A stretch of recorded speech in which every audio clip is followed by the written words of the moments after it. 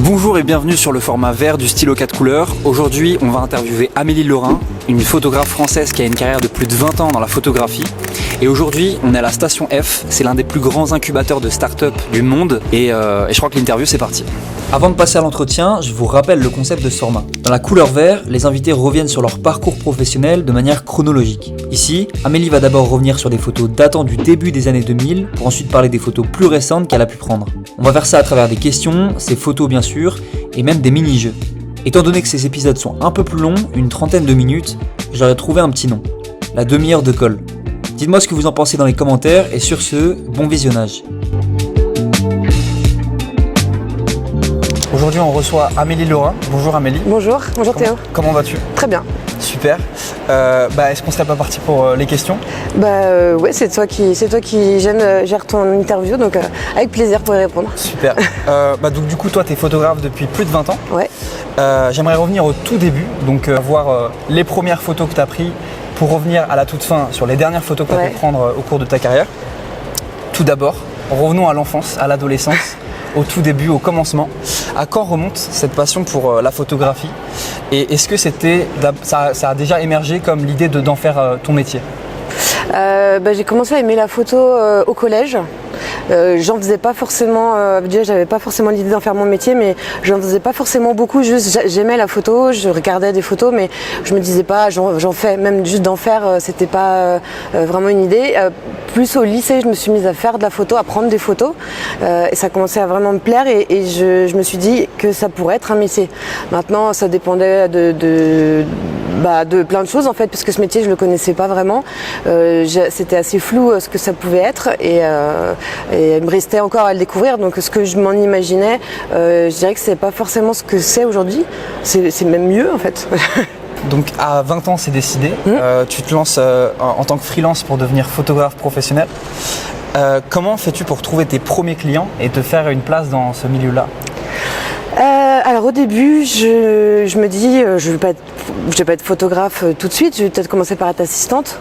Sauf que assistante, c'est peut-être dans le domaine de la mode, enfin en tout cas de studio, ou d'autres domaines de photographie, mais pas forcément ce que moi je voulais faire, c'est-à-dire plus du reportage, des photos d'illustration en fait, où il n'y avait pas besoin, parce qu'il n'y avait pas besoin d'assistant. Et donc tous les photographes que je rencontrais, ils étaient plus dans la mode, et ça m'attirait pas beaucoup, mais à les rencontrer, j'ai appris beaucoup de choses sur comment ils travaillent, même si c'est pas le même domaine que je fais aujourd'hui, sur les tarifs pratiqués, sur tout un tas de choses. Ça a été bénéfique pour moi de passer du temps à rencontrer des photographes. Et ensuite, de chercher mes propres clients. J'ai vu que ça marchait pas. Surtout que j'avais pas envie d'être assistante parce que c'était pas le domaine de photo que je voulais. Et je me suis lancée tout de suite en photo en cherchant mes propres clients. Alors ça avait commencé par la mairie de la ville où j'habitais pour la communication municipale, donc assez simple. Et ensuite, je me suis questionnée sur pour qui j'aimerais travailler et je les ai contactés. Et je me suis pris plein de portes refermées, et puis d'autres qui se sont ouvertes et qui m'ont amené à d'autres choses ensuite par ricochet, et je commençais à avoir mon petit carnet d'adresses. Ton petit réseau. Mon réseau. En 2004-2005, tu as plus de 20 ans, tu travailles pour le Club Med et tu réalises une série de photos pour eux. Ouais.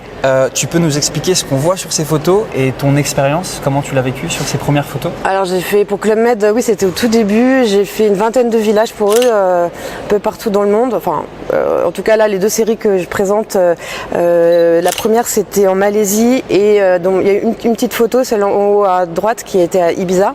Moi j'ai été chargée d'illustrer les villages, un peu l'ambiance qu'il y avait, les activités, l'illustration en fait de tout ce qu'ils me demandaient pour leur brochure et pour leur communication, etc. Et je répondais juste aux demandes. Donc ils voulaient des photos de yoga par exemple, donc une des activités, mais aussi les autres activités. Là j'aimais bien celle-là. À côté c'est une photo d'excursion. Qu'est-ce qu'il y a au-dessus? C'est juste des photos d'illustration. Voilà, c'est de la décoration. Et je trouvais qu'elles allaient bien ensemble, donc elles se répondaient. Même même avec la photo d'Ibiza, même si c'est pas du tout le même lieu, mais voilà, je les mettais ensemble. Et la deuxième planche, ce sont des photos que j'ai fait en Suisse, donc au village de Wengen, toujours pour Club Med, où c'est pareil, c'est des photos d'illustration. Il y a des modèles à mettre en scène un peu, avec un café ou avec une tasse de chocolat, avec des modèles castés sur place, ou ça m'est arrivé de partir avec des modèles, mais là en l'occurrence il s'agissait de modèles trouvés sur place. Et je faisais que répondre aux besoins photos de demande du client. Et il y avait un peu de sport d'hiver, un peu de visuel du lieu. Comme activité, là, il y avait du ski, il y avait plein d'autres choses que j'ai photographiées. Et puis tous les moments de détente. C'est un gros reportage, et là c'est juste un extrait. Ça montrait l'ambiance un peu qu'on peut retrouver au Club Med en fait. Voilà, c'est ça qui m'était demandé. Ouais. À cet âge-là, tu expérimentes pas mal, tu découvres peu à peu ton style. Ouais. De qui est-ce que tu t'imprègnes? Est-ce que tu as des figures, des photographes ou des peintres qui t'ont beaucoup inspiré, que tu découvres à l'époque et auxquels tu as envie de ressembler un peu? Oui, alors moi j'ai beaucoup aimé, après je sais pas si j'essaye d'y ressembler ou si c'est inconscient peut-être, mais Willy Ronis, Cartier-Bresson, qui d'autre, Salgado. On parle un peu de photos, pour Salgado il en faisait toujours, mais les autres c'est un peu plus ancien. Mais sinon j'apprécie beaucoup le photojournalisme, et pour donner un exemple, Steve McCurry. Je suis pas journaliste, mais je suis très intéressée par les images aussi de reportages, de photojournalisme, donc oui, ça m'a inspiré un peu. Maintenant, on va tout de suite passer à un jeu que j'ai appelé le jeu des 3 photos. Okay. Donc, c'est 3 photos que tu as pris de la même chose, donc de la même personne, du même paysage.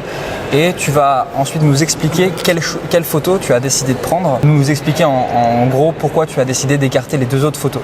Ok. On est parti? Ouais. Super. Ça, ce sont des photos que j'ai fait pour la ville de Pantin. Donc c'est la nuit de la solidarité. Donc la personne est sans domicile, sans abri. Alors là, celle que je garde, en fait, c'est une question aussi de cadrage. Je trouve par exemple que la première, elle a certes une attitude, donc c'est intéressant d'avoir une attitude, puisqu'elle montre avec sa main comme ça. Sauf que je trouve que c'est cadré trop serré sur le côté. Et par rapport à la deuxième, la deuxième, on voit plus son regard. Elle est en train de regarder la personne à qui elle s'adresse, alors que la première, c'est pas le cas. Donc moi, je préfère l'interaction en fait, parce que c'est ce qui m'est demandé dans ce reportage, la nuit de la solidarité. C'est l'interaction entre les bénévoles et les sans-abri, et qu'il y a certes une interaction avec le mouvement dans la première, mais dans le deuxième, il y a aussi le mouvement et le regard. Et dans la troisième photo, il y a un mouvement de la bénévole, mais plus de la sans-abri, et que je trouvais plus intéressant d'avoir son mouvement à elle, en termes de cadrage et de contenu de l'image. Je suis avec la Croix-Rouge qui est en rouge, rouge-orange. La nuit de la solidarité, les bénévoles sont avec un gilet jaune, et le secours populaire est en bleu. Et du coup, j'ai éliminé déjà la troisième photo parce qu'il manque du jaune. Il y a de l'esthétique, du graphisme et de l'esthétique dans les photos, même si là c'est un sujet sur les sans-abri, comme on voit le matelas, il est vide, il y a personne, mais même dans un sujet triste, on peut chercher de l'esthétisme. Et c'est pourquoi du coup j'élimine la troisième. Et parmi les 2 premières, en fait la deuxième, il y a la personne de la Croix-Rouge qui fait un geste vers les autres personnes, et du coup ça donne une intention à la photo qui n'est pas dans la première, puisque tout le monde me tourne le dos, et dans la deuxième, la personne, on voit son visage, donc c'est plus intéressant, plus parlant. Nous avons des photos que j'ai faite en cuisine avec Alain Passard et son fils Louis, et ils cuisinaient tous les deux un peu par-ci par-là dans la cuisine. Et il se trouve que sur cette série, j'ai la première, il y a Louis, le fils, qui se met derrière son père, un peu plus loin, et je trouve que ça donne une ligne en fait de lecture à la photo. Tout se passe en diagonale en fait, entre toutes les assiettes, les casseroles, le visage du père, le visage du fils, et on arrive dans l'autre coin. Donc cette diagonale est intéressante, et puis on l'a pas du tout dans les autres. Il y a un début de diagonale, mais après on se perd. Elle aurait pu être très bien toute seule, mais avec le fils ça change tout. Voilà, le fils qu'on retrouve ensuite en train de poivrer une assiette. Alors la première photo, elle est coupée, je l'ai cadrée trop à ras de la tête. Donc ça manque un petit peu d'air au-dessus de la tête, c'est pour ça que je l'éliminerai. D'ailleurs je le vois en faisant les photos, je me dis non, il faut que je la refasse en cadrant un peu plus haut pour qu'il y ait de l'air au-dessus de sa tête. Et ensuite la différence entre les deux, la deuxième et la troisième, c'est que le poivrier est plus dans l'assiette sur la troisième que sur la deuxième, et je trouve que c'est plus lisible si les éléments se démarquent un peu. Voilà. Donc là j'avais choisi la deuxième. Donc du coup, dès 2010, on repart sur les questions. Ok. Dès 2010, tu voyages et tu prends des clichés de tes périples. Donc tu voyages beaucoup. Tu pars à Honduras, en Inde, au Mexique. Tu pars de Rio à Ushuaia jusqu'en Alaska en autostop avec ta sœur. Ouais. Tu découvres des nouvelles cultures, de nouveaux paysages. Qu'est-ce que tu retires de cette expérience-là ? Alors c'était à la fois une parenthèse dans mon activité de photographe, mais professionnelle, mais pas en tant que photographe même, puisque je continue à faire des photos en voyageant, et que au contraire la photo de voyage ça me passionne, et je suis vraiment inspirée de faire des photos dans des pays où il y a une autre culture. Je sais pas, ce que je connais pas m'intéresse, et j'aime bien le photographier. Donc il y avait cette parenthèse en 2010, 2011, 2012. En fait, c'est 2 années où je suis partie effectivement avec ma sœur voyager en Amérique du Sud et en Amérique du Nord. Et à cette occasion, je faisais des photos du voyage.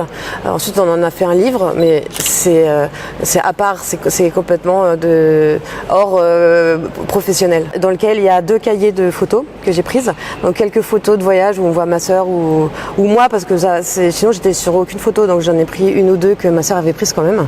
Mais sinon c'est que mes photos du voyage, des gens qu'on a rencontrés, des gens que je voyais. Voilà. J'ai une question par rapport à justement les photos que tu prends. Qu'est-ce que tu recherches exactement dans une photo en général? Qu'est-ce que tu essayes d'avoir dans un plan? Qu'est-ce que tu essayes d'évoquer? Qu'est-ce que tu essayes de faire ressentir à la personne qui regarde ta photo? Dans une photo, il y a plusieurs choses. Il y a l'intention, donc ça va être dans le contenu de la photo. Qu'est-ce qu'on va montrer? Qu'est-ce qu'on a envie de montrer? Donc moi, c'est selon la situation. Et il y a l'esthétisme, le cadrage, pour faire ressortir cette intention. Donc disons que le cadrage ou la composition de l'image va être un biais par lequel on va faire ressortir ce qu'on a voulu dire, mais qui est le contenu de l'image. Un exemple, si je dois prendre une personne en photo, mon intention c'est de prendre cette personne en photo. Maintenant, est-ce que je fais un plan serré, un plan large? Si je fais un plan large, dans quel cadre je la mets? Et en fait, tous ces choix sont dictés par l'intention dans l'image. Je ne sais pas si je m'explique bien. Non, si, c'est très clair, c'est très clair. Si j'ai bien compris, donc du coup, il y a pas mal de messages dans tes photos. Ouais. C'est le cas des photos que tu as pu prendre à Solidays en 2014. Et dans quel objectif tu as pris ces photos? En fait, ce sont des photos pour Solidarité SIDA qui organise le festival Solidays. Et donc, il est organisé pour aider pour la lutte contre le sida. Et pour cette cause, j'étais bénévole. Donc, c'est des photos qui sont... c'est pas rémunéré. Ça doit être professionnel quand même, mais c'est pas rémunéré. Et j'étais très heureuse d'être bénévole d'ailleurs. Et ça m'a appris beaucoup de choses de faire ça, en reportage, etc. Et puis, d'apprendre à répondre à une demande, parce qu'en fait, Solidays, c'est à la fois des concerts, donc de la musique, et des artistes sur scène, du fun, parce qu'il y a plein d'activités, tout le monde se marre, tout le monde est content d'être là. Il y a aussi du sens, puisqu'il s'agit de la lutte contre le sida et contre tout type de discrimination. Donc il y a beaucoup de sens à montrer du festival, que c'est pas juste un festival lambda de musique et de fun.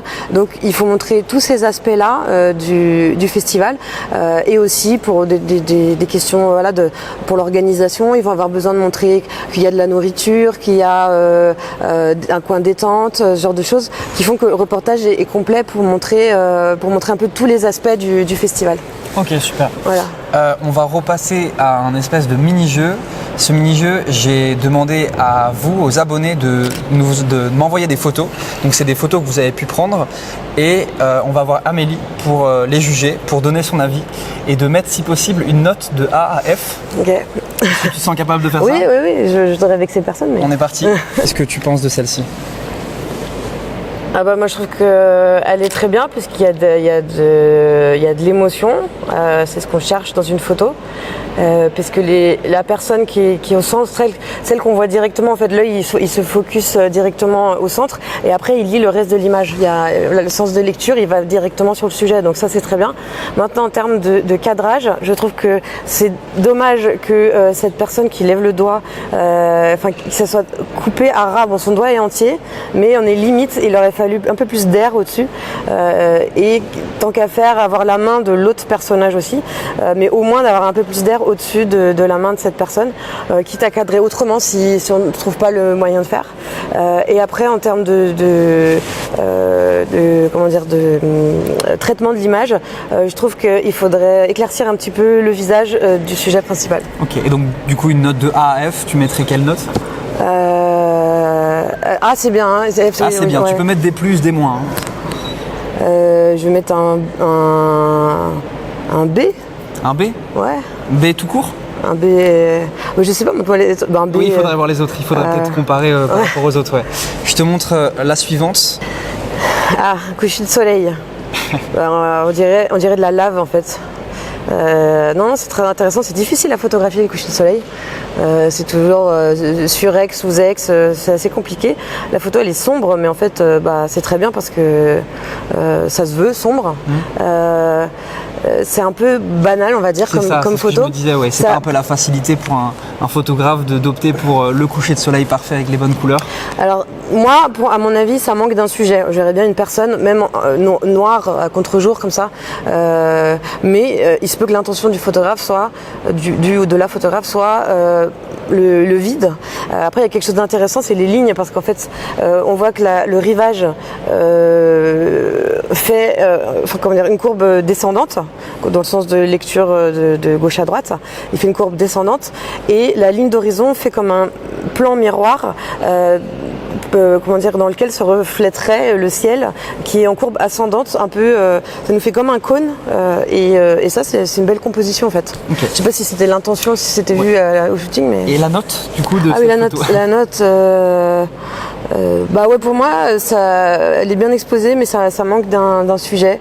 Je mettrais B-. B-, ah, tu peux être plus critique. Hein.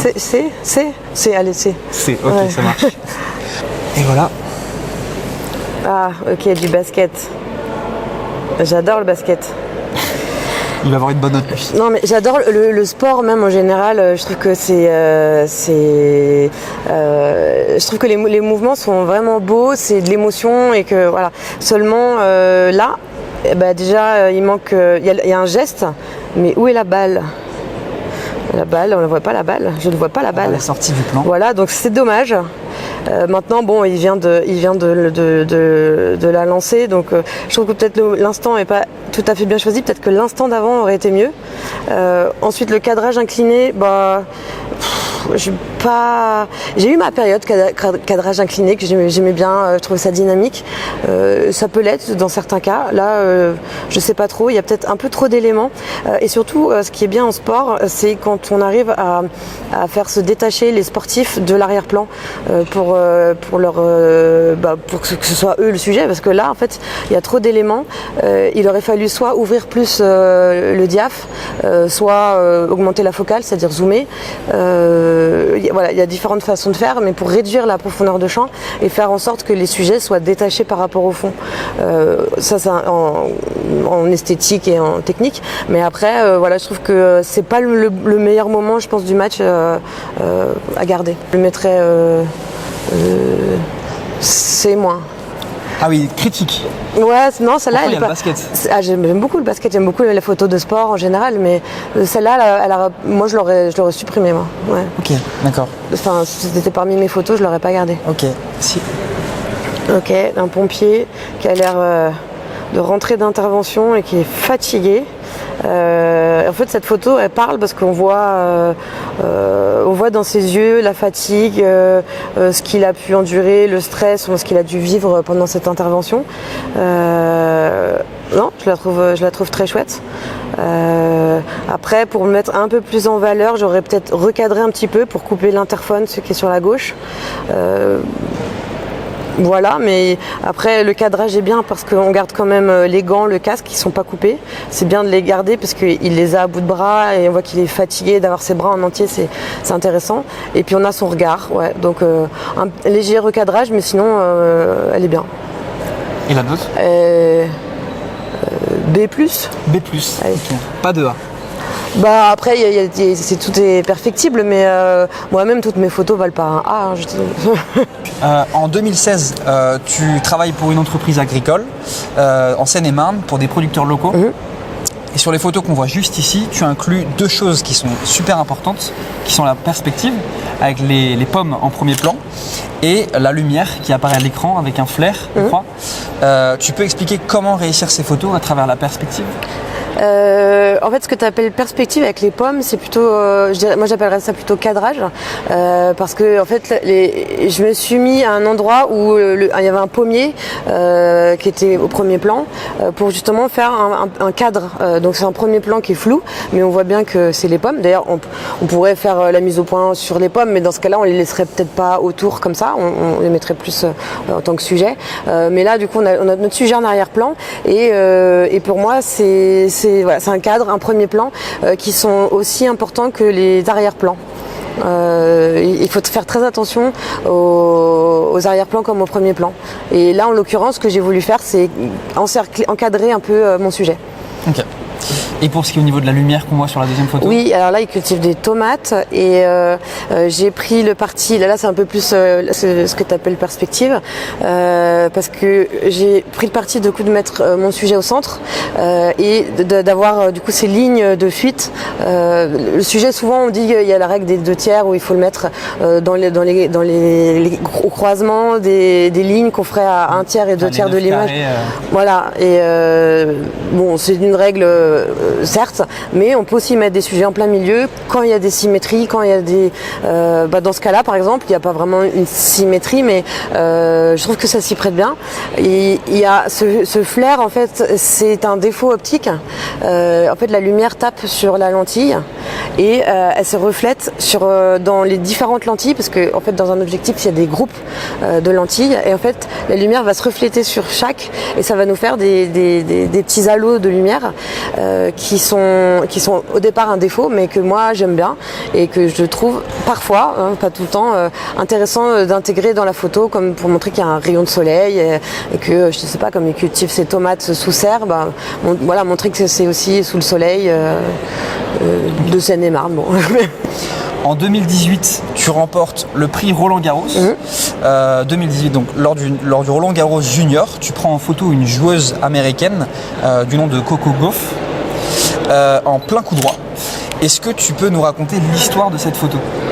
Oui, j'ai photographié 7 Roland-Garros. Là, cette année, ça sera mon 8e.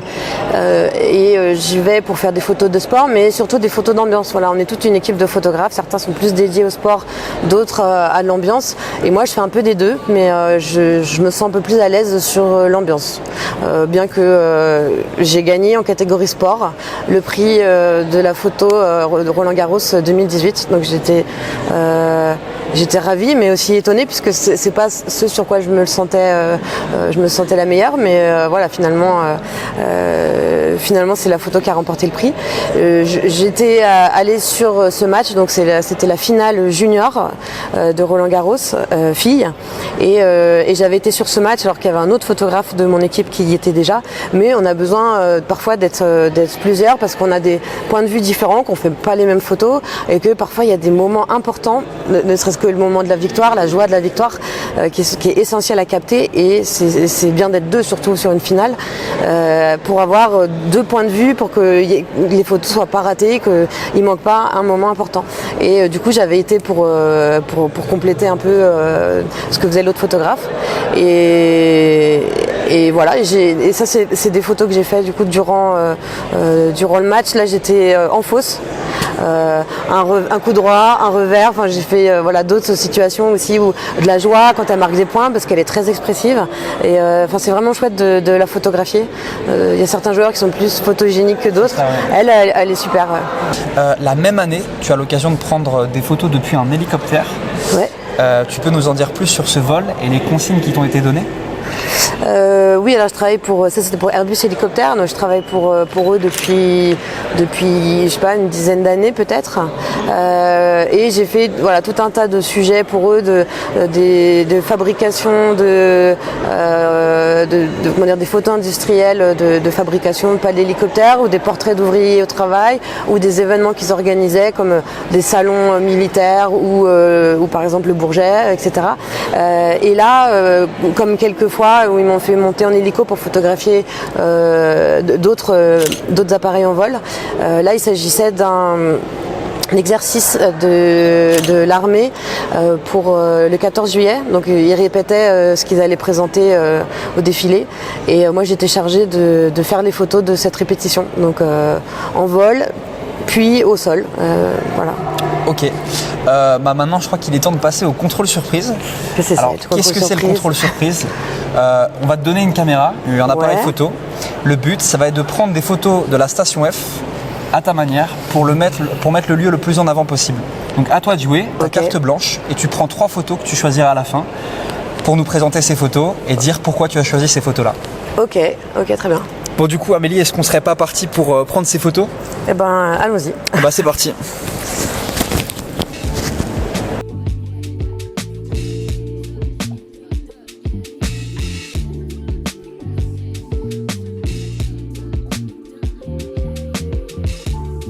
Alors, déjà, il faut découvrir l'appareil parce que je ne suis pas habituée à celui-là en particulier. Donc, voir où on règle le diaph, la vitesse. Donc là, la vitesse, elle est basse. Je vais la monter un peu parce que sinon, on risque d'être flou. Ensuite, je regarde un peu mon environnement et voir ce qui me plaît. Il y a un rayon de lumière, donc j'en profite parce qu'il va disparaître pour faire une photo. Là, voilà, ça par exemple. Bon, d'habitude, moi, je mets l'œil dans le viseur. Bon, là, tu m'en as donné un qui marche mieux comme ça. Voilà, donc je prends une photo pour profiter du soleil, de la lumière qu'il y a là au plafond, enfin sur la voûte. Ensuite, ce que je remarque ici, c'est ces espèces de containers qui dépassent. Je trouve ça assez caractéristique du lieu. Et donc je pense que c'est intéressant si on veut montrer la station F. Par exemple ici, ça pourrait être juste très simple, mais très symétrique, en fait presque graphique, de prendre en photo comme ça. Je me mets minimum au 125e parce qu'en dessous je risque d'être flou. Je regarde non seulement le cadrage mais aussi ce qui se passe à travers les 2 fenêtres là, les personnages, ce qu'ils sont en train de faire et que ça raconte un peu une histoire. Je vois que là, tu vois, il y a des reflets dans la vitre qui me plaisent bien. L'idée c'est de se déplacer dans l'environnement pour t'en imprégner et puis voir ce qu'il y a d'intéressant, de caractéristiques. Et là notamment j'aime bien ce reflet, tu vois, sur les vitres. Donc il faut trouver un peu un cadrage qui serait intéressant, comme ça par exemple.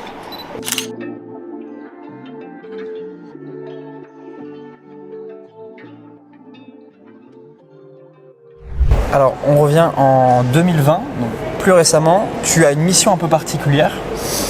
C'est de prendre des photos sans montrer aucun visage. Le thème, c'est lequel? La santé mentale chez les adolescents. Alors, comment est-ce que tu te débrouilles pour faire ressortir le message avec cette règle? Alors c'est un peu challenge parce que c'est pas évident, mais je comprends très bien les personnes qui ne souhaitent pas être photographiées parce que j'en croise souvent. C'était pour la Mutualité française et donc ma mission c'est d'illustrer le sujet, donc je suis en reportage sans qu'on voit de visage. Donc j'ai fait un portrait, comme une des photos que je t'ai envoyées, un portrait d'une jeune fille qui voulait pas qu'on la voie. J'ai fait un portrait sans visage, donc j'ai coupé à ce niveau-là et c'est intéressant de voir ses mains un peu qui se tiennent.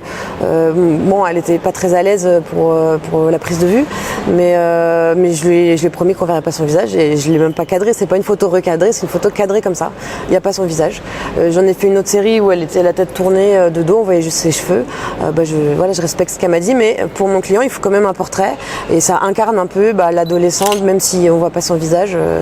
Après, sur les autres photos, j'ai trouvé des moyens différents de faire en sorte qu'on voit pas les visages. Ça peut être un premier plan où je fais en sorte de me placer pour que le premier plan il soit aligné avec un visage, donc il est caché, ou de faire une mise au point sur quelque chose de précis au premier plan pour que les visages soient flous en arrière-plan, donc on les voit pas non plus. Donc du coup parce qu'ils sont flous ou parce qu'ils sont cachés ou parce qu'ils sont coupés de l'image. Voilà, c'est par exemple 3 manières de cacher les visages. C'est un peu challenge puisque c'est reportage et qu'on maîtrise rien. Enfin, on ne dit pas aux personnes comment se mettre, mais c'est à moi de me placer, de choisir mes cadrages, mes angles, dans le but que j'ai quand même des images qui parlent, mais sans visage. Ok. Avant de passer à la dernière étape de cet entretien, Amélie, j'aimerais te poser une dernière question. Est-ce que tu auras un conseil à tous les lycéens passionnés de photographie qui n'osent pas forcément se lancer parce que leur entourage considère que c'est une voie un peu précaire? Ouais. Est-ce que tu auras un conseil à leur donner? Moi oui, je leur dirais de foncer, d'essayer, que ce soit la photo ou quoi que ce soit d'autre qui ait l'air un peu bouché ou trop spécifique pour être sûr de trouver du travail. Je pense qu'il est préférable de trouver un travail qui nous plaît plutôt qu'un travail qui est sûr. Quand on fait quelque chose qui nous plaît, on est sûr que ça va marcher. Enfin, on n'est jamais sûr de rien, mais on fait en sorte que ça marche. Il faut un peu de débrouillardise, il faut oser pousser les portes, montrer ce qu'on fait, montrer les images qu'on crée et le montrer à des gens. Donc du coup d'essayer de créer un réseau, avoir ses contacts et de ne pas se laisser décourager par ceux qui n'y croient pas, parce que l'important c'est d'y croire soi-même. Ok, merci beaucoup Amélie. Je vais te demander une toute dernière chose avant de finir cet entretien, c'est d'écrire une phrase qui a été importante pour toi, qui donne du sens à ta vie, qui symbolise quelque chose de fort. Donc ce que je vais faire, c'est que je vais donner une feuille, un stylo 4 couleurs et tu vas écrire cette phrase. D'accord. On est parti? Oui. Donc Amélie, tu as écrit ta phrase avec le stylo 4 couleurs. Est-ce que tu peux nous dire ta phrase et dire pourquoi tu as écrit cette phrase? Photographe, c'est pas un métier.